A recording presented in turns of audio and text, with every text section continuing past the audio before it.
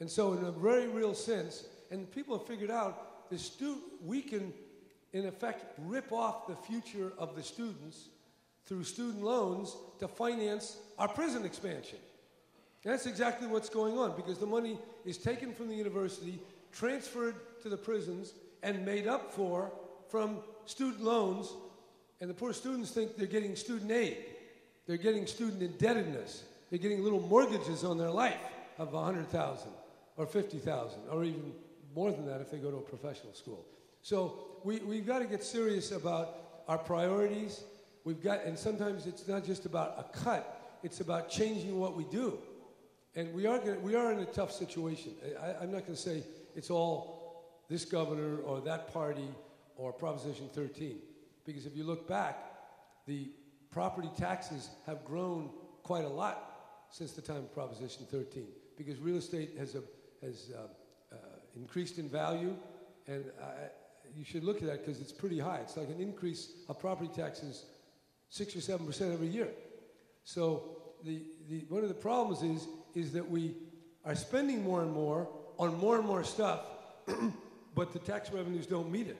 And there was a time when the income tax 25 years ago was about 35%, but now it's about 50%, and the income tax goes up and down. And the more stable taxes, like sales tax, hasn't gone up. Now, I know sales tax is more aggressive, but we got to revamp the whole tax structure. And we have to think out, how do we get a stable tax structure? How do we make it consistent with economic growth? And it's not going to be done overnight. And it's got to involve not just only Democrats, it's got to involve some Republicans. And we got to face up to it. I once coined a phrase called the era of limits. Everybody got mad at me. And all I meant was that you can't have everything. You have to make choices. And as we look out at our country, I mean, we are facing a challenge. You look at Washington, the budget is $3 trillion, but the revenue is only half that. So we're using borrowing to cover one half of our expenses. Now, if anybody here is doing that with your credit card, you're in trouble. You can't borrow 50% of your ordinary expenses. That's what we're doing. Now, I know we're in a big crisis, so you have to do that for a couple of years, but going forward, it's a problem. And if you look at Social Security and Medicare and pensions and all the rest of it, the military, they got a problem. In fact, their problem is a lot bigger than our problem. If you come to California, say, gee, we have this $26 billion budget problem, and it's a problem, and they're not anywhere near solving it.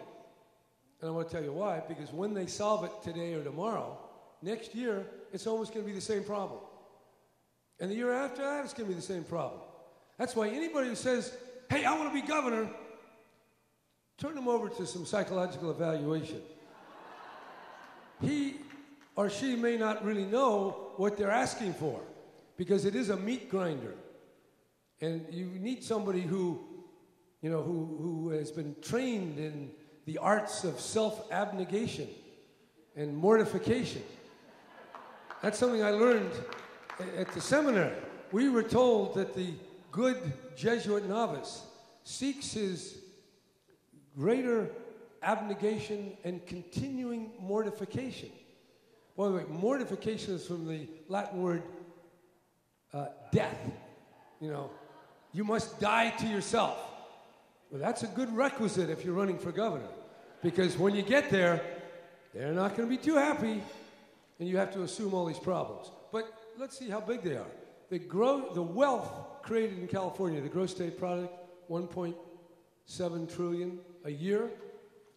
The ongoing deficit is about $15 billion. Okay, so call it it's about 1%. So let's look at it as a 1% problem. Then it feels a little easier. And then we have to range over the entire possibilities of what government should be doing, what revenues should be collected. How do we do all that? I think it can be done. But it's not just forcing it on people. We're going to have to engage in a real discussion across the state, and people have to realize that America, it's not going to be that easy. There's going to take some sacrifice. And, of course, I used to say when we were sacrificing, those with the biggest belts should bring them in. They have to pull it in first. So you got to stop at the top and work down. And one time we had a shortage And so I said, we're going to have a pay raise. And I said, instead of doing it in percentages, people really got mad at this. I said, people don't buy groceries in percentages. Why don't we give everybody the same cash increase? It was about $90 a month in those days. Doesn't sound like a lot, but 70s it was. So I said it from judges to janitors, everybody gets the same annual increase. That was the most hated bill. And probably some of you would hate it because you've all got these credentials and they've got you up at maybe a higher level, some, but maybe some not. Anyway, it was an idea. They crushed it after a year. But I am sensitive to those with the least discretionary spending have to be protected the most, but we've all got to find a way to allocate the burdens. And it's not that easy. It's just not. But I think it can be done. I think it can be done. I think it can be done for a couple of reasons. A, we do have the overall wealth. We do have the brain power and the creativity. We don't have the goodwill yet. But I think that if you, sometimes you pound your head against the wall, at some point you get enlightened. And so what my hopeful scenario is that breakdown is where we are now, paves the way for breakthrough.